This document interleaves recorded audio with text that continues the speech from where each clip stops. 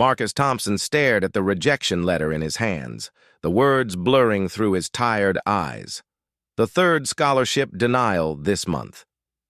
At 22, he had already worked more jobs than most people twice his age, yet his dream of completing his engineering degree seemed to slip further away with each passing day. The small apartment he shared with two other students reeked of instant noodles and broken dreams. The electricity bill sat unpaid on the kitchen counter, a bright red notice warning of disconnection. His laptop, held together with tape and prayers, struggled to run the software he needed for his classes. Every morning brought new challenges, new bills, new reminders of how far he was from the life he wanted to build. Marcus worked nights at a gas station on the outskirts of town, a job that paid just enough to cover his share of rent and the cheapest food he could find. During the day, he attended classes, though he had already missed several due to work schedules that never seemed to align with his academic needs. His professors were understanding, but could only bend the rules so far. The other students in his program came from different worlds. They discussed internships at their fathers' companies, summer trips to Europe, and new cars as graduation gifts. Marcus listened quietly, knowing his own graduation was becoming increasingly uncertain. He had exactly $47 in his bank account and no idea where next month's tuition would come from. One evening, while restocking shelves at the gas station, Marcus noticed an elderly woman struggling with a flat tire in the parking lot. She was well-dressed, driving a luxury car that probably cost more than he would earn in 5 years.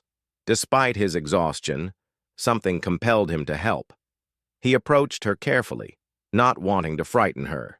The woman, who introduced herself as Eleanor Whitman, was gracious and clearly relieved. She was petite, with silver hair perfectly styled and intelligent blue eyes that seemed to see everything. Her hands were soft, adorned with rings that caught the fluorescent lights of the parking lot. As Marcus changed her tire, she asked about his life with genuine interest. Marcus found himself opening up to this stranger in ways he rarely did with people he knew well. Perhaps it was her kind manner, or the fact that he assumed he would never see her again, but he shared his struggles. Honestly, he told her about his dreams of becoming an engineer, his financial difficulties, and his fear that he might have to drop out of school. Eleanor listened without judgment, occasionally asking thoughtful questions. When Marcus finished changing the tire, she insisted on paying him, pressing a $100 bill into his hands despite his protests. It was more money than he had seen in weeks, and the gesture moved him deeply.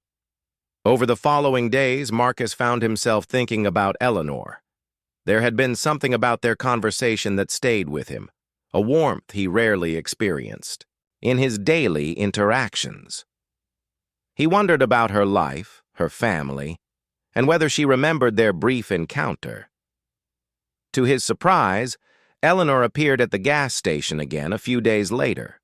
This time, she came inside to buy coffee and struck up another conversation with Marcus. She mentioned that she lived alone in a large house and often felt lonely. Her husband had passed away years earlier, and her children lived far away too, busy with their own lives to visit regularly. These visits became a routine. Eleanor would stop by the gas station 2 or 3 times a week, always making time to chat with Marcus. She learned about his studies, his hopes for the future, and his daily struggles with money. Marcus, in turn, discovered that Eleanor was a widow who had inherited considerable wealth from her late husband's successful business ventures. Eleanor began bringing Marcus small gifts, books for his studies, good coffee to replace the terrible station brew, and occasionally meals she claimed she had made too much of. Marcus was touched by her kindness, but also somewhat puzzled by her attention. He had never known anyone to show such interest in his welfare without expecting something in return. As weeks passed, their relationship deepened beyond casual conversation. Eleanor would sometimes call Marcus when she was feeling particularly lonely, and he would talk with her during his breaks. She seemed genuinely interested in his thoughts and opinions, treating him with respect that was rare in his experience. Marcus began to look forward to Eleanor's visits more than he cared to admit. In a life filled with stress and uncertainty, her presence had become a source of comfort and stability. She represented a world of security and ease that seemed impossibly distant from his own reality. One evening, Eleanor arrived at the gas station looking more serious than usual. She waited until Marcus's shift ended and asked if they could talk privately. They sat in her car and she began to speak about loneliness and the difficulty of growing older without companionship. Marcus listened carefully, sensing that this conversation was different from their previous chats.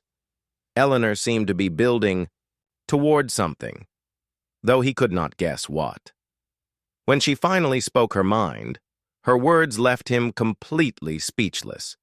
She proposed marriage. Eleanor explained her reasoning calmly and practically. She was 75 years old, wealthy, and alone. Marcus was young, kind, and struggling financially. She suggested they could help each other. Marriage would solve his money problems and provide her with companionship. She assured him it would be a practical arrangement, not a romantic one. Marcus sat in stunned silence, his mind racing. The offer seemed surreal, like something from a movie rather than his real life. Eleanor waited patiently for his response, her expression calm and understanding. The proposal challenged everything Marcus thought he knew about relationships, marriage, and his own future. Part of him was horrified by the idea, while another part recognized the practical benefits Eleanor described. His student loans would disappear, his education would be secure, and he could focus on his studies without the constant stress of financial survival. Eleanor gave him time to think, saying she understood the decision was significant and should not be rushed. She left that night without pressing for an immediate answer, but the seed of possibility had been planted in Marcus's mind. As he walked back to his apartment, Marcus felt as though he was living someone else's life. The ordinary world around him seemed strange and unfamiliar. He knew that whatever he decided would change everything. Marcus spent 3 sleepless nights wrestling with Eleanor's proposal. He paced his tiny room, unable to focus on homework or work. His roommates noticed his distraction, but assumed it was stress about money, which wasn't entirely wrong. The decision felt impossible, pulling him in completely opposite directions. On one hand, marriage to Eleanor would solve every financial problem he faced. His student loans, rent, food, textbooks, all of it would become irrelevant. He could focus entirely on his studies and graduate without debt. The practical benefits were undeniable and life-changing. On the other hand, the idea felt wrong in ways he struggled to articulate. Marriage had always seemed like something that would happen naturally with someone he loved. The image of explaining this arrangement to his family or friends filled him with embarrassment and shame. Marcus tried to research similar arrangements online, finding stories of marriages of convenience throughout history. Some worked out well, while others ended in disaster. The uncertainty added to his anxiety, but he also realized that his current path was leading nowhere good. His bank account had dropped to $23. The electricity in his apartment had been shut off for non-payment. He had eaten nothing but bread and peanut butter for 4 days. His situation was becoming desperate, and traditional solutions seemed increasingly unlikely. When Eleanor returned to the gas station, Marcus asked for more details about her proposal. She explained that she had spoken with lawyers to ensure everything would be properly arranged. There would be a prenuptial agreement protecting both their interests. Marcus would receive a monthly allowance for personal expenses and complete support for his education. Eleanor also clarified her expectations. She wanted companionship, someone to have dinner with, attend social events, and provide conversation. She was not looking for physical intimacy or emotional romance. The arrangement would be more like a business partnership with mutual benefits. The more Eleanor explained, the more reasonable it sounded to Marcus. She was offering him something like a scholarship or sponsorship, with marriage as the legal framework. It wasn't the traditional path he had imagined for his life, but it wasn't inherently harmful either. Marcus asked about the duration of the arrangement. Eleanor suggested they try it for 2 years initially, with the option to continue or separate, amicably. She would help him establish financial independence during that time, ensuring he wouldn't be worse off if they decided to part ways. After another day of consideration, Marcus made his decision. The practical benefits outweighed his emotional reservations. He called Eleanor and accepted her proposal. The wedding planning happened quickly and quietly. Eleanor handled most of the arrangements, choosing a small ceremony at City Hall with minimal guests.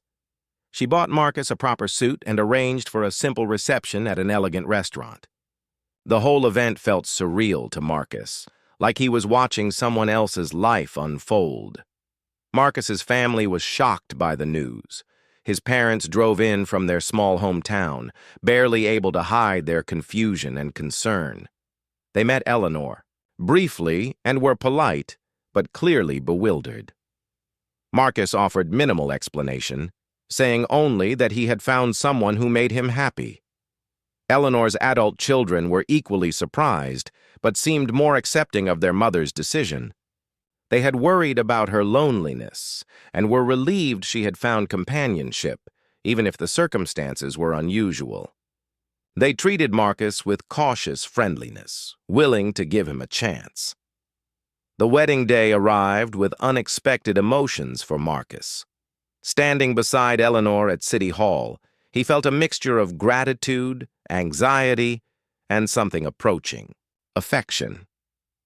She had been nothing but kind to him, and he genuinely wanted their arrangement to work well for both of them. Eleanor looked elegant in a simple blue dress, her silver hair styled beautifully. She smiled at Marcus with warmth that seemed genuine rather than performative. When they exchanged rings, her hands were steady, while his trembled slightly.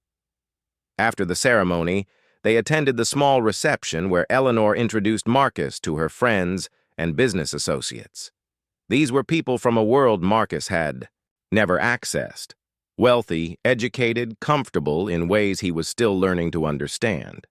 They welcomed him politely, though he sensed some curiosity about the unusual match.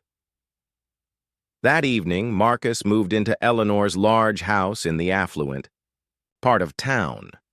She showed him to a spacious guest room that would be his private space, larger than his entire previous apartment. The house was beautifully decorated with antiques and artwork, representing a lifestyle Marcus had only seen in movies. Eleanor prepared dinner for them both, and they ate together in her formal dining room. The conversation was pleasant but careful, both of them navigating this new dynamic. Marcus felt like he was learning to play a role for which he had no preparation. The first week of marriage established their routine. Eleanor would make breakfast while Marcus prepared for classes. They would have dinner together most evenings, sharing details about their days. Eleanor was interested in Marcus's studies and often helped him think through difficult problems. Marcus discovered that Eleanor was more intelligent and engaging than he had initially realized. She read extensively, followed current events closely, and had strong opinions about many topics. Their dinner conversations became genuinely interesting, rather than merely polite. The practical benefits of the arrangement became immediately apparent. Marcus enrolled in additional classes he couldn't previously afford. He bought proper textbooks instead of relying on library copies. His stress levels dropped dramatically without constant financial pressure. However, Marcus also felt isolated from his previous life. His roommates and friends seemed distant now, aware that his circumstances had changed dramatically. He struggled to explain his new situation, leading to awkward conversations and growing distance from people who had been important to him. Eleanor noticed his isolation and encouraged him to maintain his friendships. She offered to host dinner, parties where Marcus could introduce his friends to his new home, but he was reluctant to expose the arrangement to that level of scrutiny. As the first week ended, Marcus reflected on how much his life had changed in such a short time. The financial stress was gone, his academic future was secure, and he was living in comfort he had never experienced. Yet something felt incomplete, though he couldn't identify exactly what was missing. Eleanor seemed satisfied with the arrangement. She appeared happier and more energetic than when they first met. Having Marcus in the house clearly provided the companionship she had sought. She began planning social activities for them both, including charity events and dinner parties with her friends. The success of their first week together gave Marcus confidence that their unusual arrangement might actually work. Both of them were getting what they needed from the partnership, and they were developing a genuine friendship that made the situation more comfortable. However, Marcus couldn't shake the feeling that there were aspects of Eleanor's life and motivations he didn't fully understand. She was more complex than she initially appeared, and he sensed there were things she hadn't shared with him about her reasons for proposing marriage. The discovery happened by accident on a Tuesday morning. Marcus was looking for a phone charger in Eleanor's home office when he knocked over a stack of papers from her desk. As he gathered them up, his eyes caught sight of medical letterhead and words that made his blood run cold. Terminal diagnosis. 6 months. Pancreatic cancer. The papers scattered from his shaking hands as the truth hit him like a physical blow. The dates on the medical reports showed Eleanor had known about her condition for weeks before she proposed to him. Every conversation, every kind gesture, every moment of their brief marriage suddenly took on a completely different meaning. Marcus sank into Eleanor's desk chair, his mind reeling. She wasn't looking for companionship in her golden years. She was preparing to die, and somehow he had become part of that preparation. The realization left him feeling manipulated and confused, yet also deeply sad for the woman who had shown him such kindness. When Eleanor returned from her morning errands, she found Marcus sitting in her office with the medical reports spread before him. Her face went pale, then resigned. She had clearly hoped to keep this secret longer, but she didn't seem surprised that he had discovered the truth. Marcus confronted her immediately, his voice shaking with emotion. Why hadn't she told him? What was her real plan? Did she expect him to become her caregiver? The questions poured out of him in an angry rush, months of confusion and uncertainty finally finding a target. Eleanor listened calmly to his accusations, then asked him to sit down so she could explain properly. Her composure in the face of his anger only frustrated Marcus more, but something in her eyes made him stay and listen. She began by acknowledging that she should have been honest from the beginning. The cancer diagnosis had come as a shock despite her age. Her doctors had been clear about the prognosis. She had months, not years, and the decline would likely be swift once it began. Eleanor explained that her first instinct had been to face death alone, as she had faced most challenges since her husband died, but the loneliness had become overwhelming. The thought of spending her final months with only nurses and distant family members for company had filled her with dread. When she met Marcus that night in the gas station parking lot, something about his genuine kindness had touched her deeply. Here was a young man struggling with his own challenges, yet still willing to help a stranger. In their subsequent conversations, she had seen qualities that reminded her of her younger self: determination, integrity, and hope, despite difficult circumstances. The marriage proposal had been impulsive, Eleanor admitted, but not entirely selfish. Yes, she wanted companionship in her final months, but she also genuinely wanted to help Marcus achieve his dreams. Her wealth would die with her if she didn't find meaningful ways to use it. Helping him seemed like a way to create something positive from her tragic situation. Marcus listened to her explanation with growing complexity of emotions. His anger began to mix with sympathy, confusion, and something approaching understanding. Eleanor's deception hurt, but her motivations weren't entirely selfish. Eleanor revealed more details about her plan. The prenuptial agreement was designed to protect Marcus, not her. Upon her death, he would inherit enough money to complete his education and establish himself professionally. The 2-year arrangement she had mentioned was based on her life expectancy. Though she hoped to live longer, she had already spoken with her lawyers about updating her will. Her children would receive the family home and sentimental items, but the bulk of her liquid assets would go to Marcus. This wasn't a payment for services rendered, she insisted, but an investment in someone who would use the opportunity well. Marcus struggled to process this information. The woman he had married was dying, had been dying since before they met, and had built their entire relationship around this hidden truth. Yet her intentions seemed genuinely caring, even if her methods were questionable. Eleanor apologized for not being honest from the beginning. She had feared that knowledge of her condition would either scare Marcus away or make him feel obligated to stay out of pity. She had wanted their time together to be as normal as possible for both their sakes. The revelation forced Marcus to reconsider everything about their relationship. Eleanor's interest in his studies, her pleasure in their dinner conversations, her efforts to introduce him to her social circle, all of it took on new meaning when viewed through the lens of someone trying to make her final months meaningful. Marcus asked Eleanor how much time she realistically had. The doctors had said 6 months, but that was already 2 months ago. She was feeling well currently, but cancer was unpredictable. She might have weeks, or she might have a year, but the outcome was certain. The weight of this knowledge changed everything for Marcus. He was no longer just a young man who had made an unusual marriage for practical reasons. He was now someone's companion in their final journey, whether he had chosen that role or not. Eleanor gave Marcus time to absorb the news and decide what he wanted to do. She would understand if he chose to leave, she said. The legal arrangements could be modified to ensure he still received educational support, even if the marriage ended. She didn't want him to stay out of obligation or pity.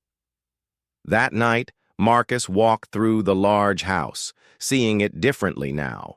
Every room held evidence of Eleanor's long life, photographs from travels, books she had collected, artwork she had chosen with care. Soon, all of this would be memories, and she would be gone. He thought about his own situation. The marriage had already changed his life dramatically. His education was secure, his financial stress was gone, and he had experienced a lifestyle he never could have imagined.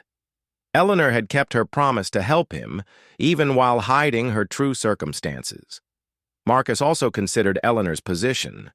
She was facing death alone, surrounded by wealth, but lacking the simple human connection she craved.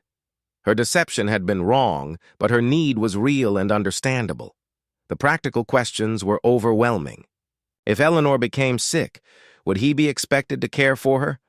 How would he handle watching someone die? What would happen to his studies if her condition worsened quickly? But beneath all the practical concerns was a simpler emotional truth. Despite everything, Marcus had grown genuinely fond of Eleanor. She had been kind to him when kindness was rare in his life. She had treated him with respect and shown interest in his thoughts and dreams. The foundation of their relationship might have been built on deception, but the daily reality of it had been largely positive. By morning, Marcus had made his decision. He would stay, but only if Eleanor promised complete honesty going forward. No more secrets about her health, her plans, or her expectations. They would face whatever came next as partners who understood the full situation. When he told Eleanor his decision, tears filled her eyes for the first time since he had known her. She agreed immediately to his conditions, clearly relieved and grateful. They spent that day talking more honestly than they ever had, laying groundwork for whatever time they had remaining together. The weeks following Marcus's discovery of Eleanor's condition brought unexpected changes to their relationship. With the truth finally in the open, both of them seemed to relax in ways neither had realized they needed. The careful politeness that had characterized their early interactions gave way to something more genuine and comfortable. Eleanor began sharing stories from her past with remarkable openness. She told Marcus about her childhood during the Great Depression, how her family had struggled to keep their small farm running when banks were failing and crops wouldn't sell. Her parents had taught her the value of hard work and the importance of helping others when possible.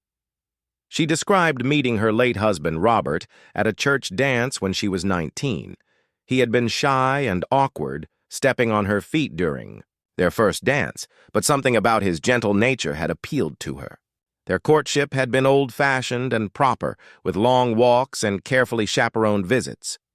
Robert had started his business with nothing but determination and a small loan from Eleanor's father.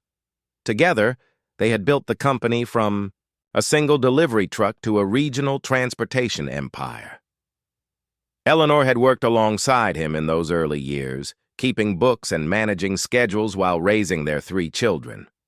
Marcus found these stories fascinating, gaining insight into the woman behind the wealthy widow he had married. Eleanor's life had been full of challenges and triumphs, losses and achievements.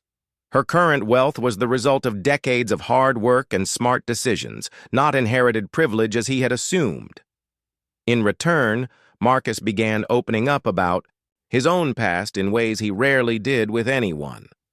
He told Eleanor about growing up in a working-class family where money was always tight but love was abundant. His parents had both worked multiple jobs to keep their children fed and clothed, often sacrificing their own needs for their family's welfare. Marcus described his early fascination with how things worked, taking apart household appliances to see their inner mechanisms, much to his mother's dismay. His high school math teacher had been the first person to suggest he had the aptitude for engineering, opening a world of possibilities Marcus hadn't known existed. Eleanor listened to these stories with genuine interest, asking thoughtful questions and making connections to her own experiences. She seemed particularly moved by Marcus's descriptions of his parents' sacrifices, recognizing something familiar in their determination to provide better opportunities for their children.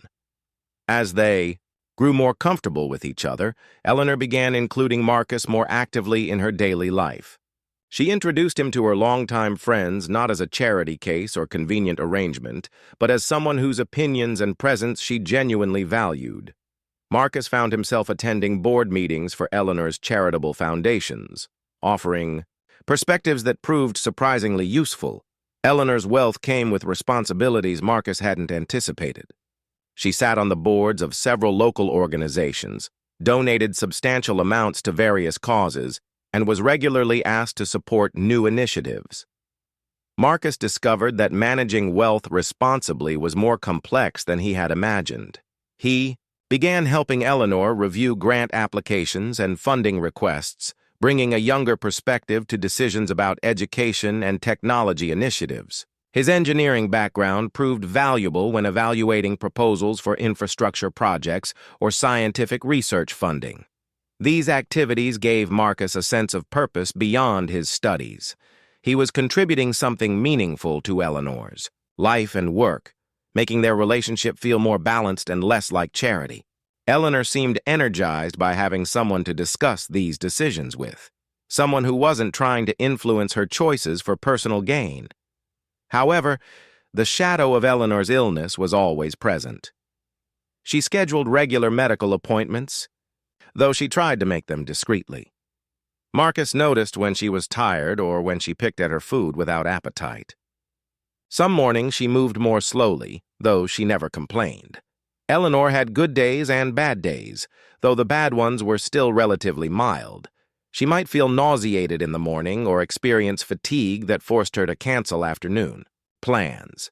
Marcus learned to read these signs and adjust their schedule accordingly, though Eleanor appreciated his discretion in not drawing attention to her limitations.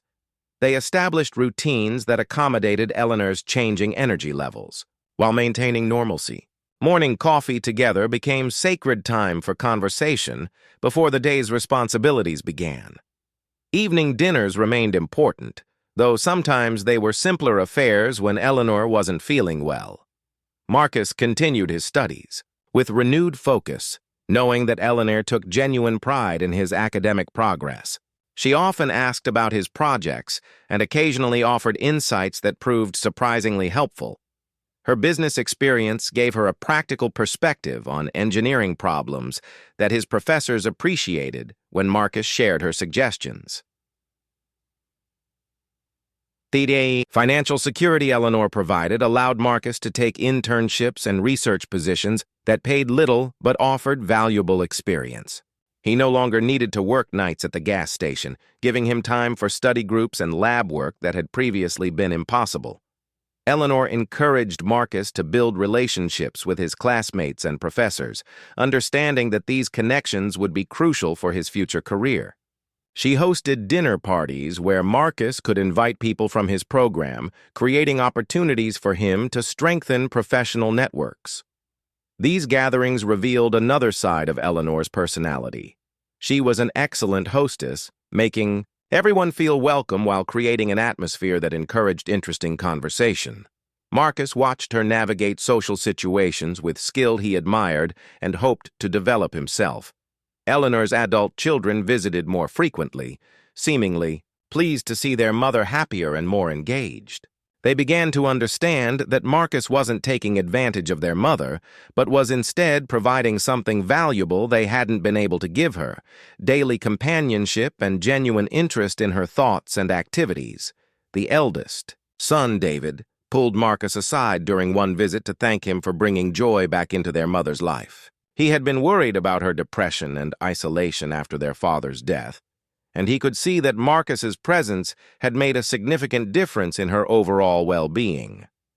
Eleanor's daughter, Sarah, was initially more skeptical, but gradually warmed to Marcus as she observed their interactions. She appreciated that Marcus treated their mother with respect rather than condescension, speaking to her as an equal rather than an elderly person to be managed. As autumn progressed, Marcus realized that his feelings toward Eleanor had evolved beyond gratitude or even friendship. He had developed genuine affection for her, caring about her happiness and well-being in ways that went beyond their contractual arrangement. The thought of losing her had become genuinely painful. Eleanor seemed to be experiencing similar changes in her feelings. She began referring to Marcus as her husband in natural, unguarded moments rather than just in formal situations. She showed interest in his long-term plans and future goals, as if she expected to be part of them even though she knew she wouldn't be. This emotional complexity added depth to their relationship, but also made Eleanor's prognosis more difficult to bear. What had begun as a practical arrangement was becoming something more meaningful, just as time was running out. Marcus found himself researching Eleanor's type of cancer, learning about treatments and survival rates. While the information wasn't encouraging, he discovered that some patients lived longer than initial prognoses suggested. He began hoping that Eleanor might be one of the lucky ones, even while trying to prepare himself for the likely outcome. For the next 3 days, Marcus went through the motions of his normal routine while his mind churned constantly. He attended classes, studied in the library, and ate meals alone in the large dining room, all while trying to process what he had discovered. Every time his phone rang, he hoped it might be Eleanor calling from Europe, but he also dreaded what that conversation might bring. On Thursday evening, Marcus was sitting in the garden behind the house when Maria approached him with obvious concern on her face. "Mr. Marcus, you seem very worried lately. Is everything okay?" Marcus looked at the older woman who had worked for Eleanor for 20 years. If anyone might have insights into Eleanor's true situation, it would be Maria. He decided to take a careful risk. "Maria, can I ask you something? How well do you really know Eleanor?" Maria sat down on the garden bench beside him, smoothing her apron. "Mrs. Eleanor is good woman, but she carry heavy burden since Mr. Richard die. You want to know about the troubles, yes?" Marcus nodded, surprised by Maria's directness. I clean the house. I see the papers. I hear the phone calls, Maria continued. Mr. Richard, he was good man. But his business partners, they were not always honest people. When he die, these problems become Mrs. Eleanor's problems. What kind of problems? Money problems, government problems.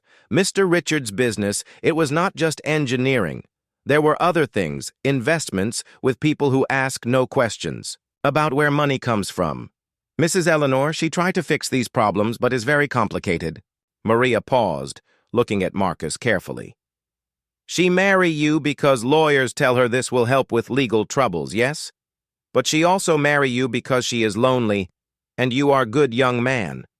Both things can be true. Marcus was stunned by Maria's honesty. You've known all along what she was doing? Of course I know. I work for this family 20 years. I see everything. But Mr. Marcus, you should know something else. Mrs. Eleanor, she changed her mind about using you for legal problems. She tell me before she leave for Europe that she will find different way to handle troubles. Before Marcus could ask more questions, they heard a car in the driveway. Eleanor was back a day early. Marcus found Eleanor in the living room looking tired, but somehow relieved. She smiled when she saw him, but he could see something different in her eyes. Marcus, we need to talk, she said before he could even say hello. They sat across from each other in the living room where Marcus had first overheard Eleanor's suspicious business meeting. Eleanor looked older somehow, and Marcus noticed she was twisting her wedding ring nervously. I have something to tell you, Eleanor began, and I'm afraid you're going to be very angry with me. Marcus felt his heart pounding, but he tried to keep his expression neutral. What is it? Eleanor took a deep breath. Our marriage wasn't as spontaneous as I made it seem. I had been watching you for several weeks before I approached you in the coffee shop. I knew about your financial situation, your academic record, even your family circumstances. I researched you, Marcus. She paused, waiting for his reaction, but when he remained silent, she continued. My late husband left me with significant wealth, but also with serious legal problems. Richard had business dealings with people who weren't always honest about the source of their money. When he died, U.S. authorities froze many of his accounts while they investigated possible money laundering. Eleanor stood and walked to the window, looking out at the gardens. My lawyers advised me that marrying an American citizen with a clean background would strengthen my legal position in claiming the frozen assets. They also suggested that gradually transferring ownership of the assets to my spouse would protect the money from future seizure. Marcus felt a strange sense of relief that Eleanor was finally telling him the truth, even though he already knew most of it. So I was chosen specifically for this purpose, Marcus said quietly. Eleanor turned back to him, and he was surprised to see tears in her eyes. Yes, initially. But Marcus, what I didn't expect was how much I would come to care for you. These past weeks, getting to know you, enjoying your company, seeing your kindness and intelligence, I realized I couldn't go through with using you this way. 6 months later, Marcus stood in the same courtroom where he and Eleanor had been married, but this time the atmosphere was far more serious. Eleanor sat beside him at the defendant's table, dressed in a conservative navy suit, her hands folded, calmly in her lap, despite the gravity of the proceedings. The federal investigation into Richard Whitmore's business dealings had indeed been reopened, just as Eleanor's lawyers had predicted. After months of examining financial records and interviewing witnesses, prosecutors had determined that approximately $12 million of Richard's assets had likely been obtained through money laundering operations connected to international drug trafficking. Eleanor was not charged with any crimes related to the original money laundering, as investigators found no evidence that she had been aware of her husband's illegal activities while he was alive. However, she did face civil penalties for attempting to claim assets that had been obtained illegally, and the government was seeking to seize most of Richard's remaining wealth. Throughout the investigation, Marcus had stood by Eleanor's side, just as he had promised. They had hired the best criminal defense attorneys they could afford, and Eleanor had cooperated fully with federal investigators. The complete transparency they had promised each other had extended to their dealings with law enforcement. Marcus had also been questioned extensively by investigators, but his cooperation and obvious ignorance of Eleanor's initial scheme had kept him from facing any charges. The investigators had actually commended him for coming forward voluntarily once he learned about the legal issues, rather than trying to hide his involvement. "Mrs. Whitmore," the federal judge said from the bench, "you have pleaded guilty to one count of attempting to claim assets obtained through illegal means. You have also agreed to forfeit approximately $10 million in assets to the U.S. government. Do you understand these terms?" Eleanor stood gracefully. "Yes, Your Honor. I understand completely. The court recognizes that you were not involved in the original crimes committed by your late husband, and that you have cooperated fully with this investigation. Taking these factors into consideration, this court sentences you to 2 years of probation and 500 hours of community service." Marcus felt a wave of relief wash over him. They had been prepared for the possibility that Eleanor might face prison time, and probation felt like a victory. "Furthermore," the judge continued, "the court is allowing you to retain your primary residence and approximately $2 million in assets that investigators have determined were legitimately obtained through your husband's engineering business before he became involved in illegal activities." After the hearing, Marcus and Eleanor walked out of the courthouse hand in hand, surrounded by their legal team. The media attention had been intense throughout the investigation, with stories about the poor student who married a money launderer appearing in newspapers and on television. But Marcus and Eleanor had weathered the publicity together, refusing to give interviews or comment on their relationship. $2 million was still a substantial amount of money, but it was a far cry from the $50 million Eleanor had once controlled. They would need to make significant changes to their lifestyle, starting with selling the mansion and moving to something more modest. "Are you okay?" Marcus asked as they climbed into their lawyer's car. Eleanor smiled at him, and Marcus was struck by how much younger she looked, despite everything they had been through. The stress of carrying Richard's secrets for 5 years had taken a toll on her that he was only now fully understanding. "I'm more than okay," Eleanor replied. "I feel free, for the first time since Richard died. No more secrets, no more fear of being discovered, no more guilt about involving you in something you didn't understand." Over the following weeks, Marcus and Eleanor began the process of building a completely new life together. They sold the mansion and most of its expensive furnishings, keeping only items with sentimental value. With the proceeds and Eleanor's remaining assets, they purchased a comfortable but modest home near the university where Marcus was finishing his final semester. Eleanor had decided to use her court-ordered community service hours to teach financial literacy classes at a local community center, helping people avoid the kind of financial desperation that had made Marcus vulnerable to her initial manipulation. She found the work fulfilling in a way that her previous life of leisure had never been. Marcus graduated with highest honors, and several engineering firms offered him positions with excellent starting salaries. For the first time in his adult life, he had genuine career choices rather than being forced to take whatever work he could find. On the first anniversary of their wedding, Marcus and Eleanor decided to have a second ceremony, a small celebration with a few close friends who had supported them through the legal ordeal. This time, there were no secrets, no hidden agendas, and no deception of any kind. "Do you ever regret it?" Eleanor asked as they danced slowly in their backyard after the ceremony. "Getting involved with me, I mean. Your life would have been much less complicated if you had never met me." Marcus considered the question seriously before answering. "My life would have been simpler, but it also would have been much lonelier and less interesting." "Eleanor, you changed everything for me. Yes, the way it started was wrong, but where we ended up was right." Eleanor rested her head on Marcus's shoulder as they continued to dance. I used to think that losing Richard's money was the worst thing that could happen to me. But now I realize that never experiencing real love would have been much worse.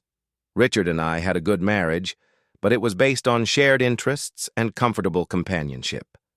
What you and I have is different. It's deeper.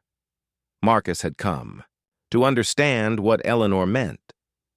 Their relationship had been forged through crisis and honesty, through the choice to trust each other even when trust seemed impossible. The love that had grown between them was stronger because it had survived deception, investigation, and public scrutiny. "There's something I need to tell you," Marcus said as the music ended. "I've been thinking about what I want to do with my career, and I've decided to specialize in forensic engineering. I want to help investigate financial crimes and engineering fraud." Eleanor looked surprised.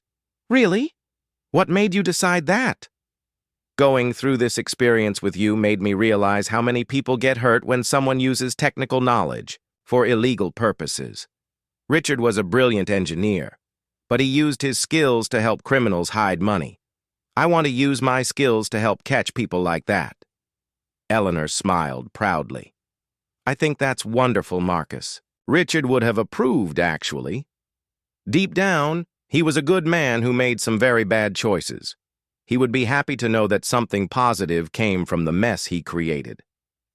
As they walked back toward their house, Marcus reflected on how completely his life had changed in just 1 year. He had gone from being a desperate, broke student to being the husband of a wealthy woman to being a partner in rebuilding a life based on honesty and genuine affection. The money that had brought them together was mostly gone, but the relationship that had grown from their unusual beginning was stronger than ever. Marcus had learned that love could grow even from deception, as long as both people were willing to choose truth over convenience. Eleanor had learned that genuine companionship was worth more than all the money in the world, and that it was never too late to start over with honesty and integrity. Their marriage had begun as a lie, but it had become the most honest relationship either of them had ever experienced.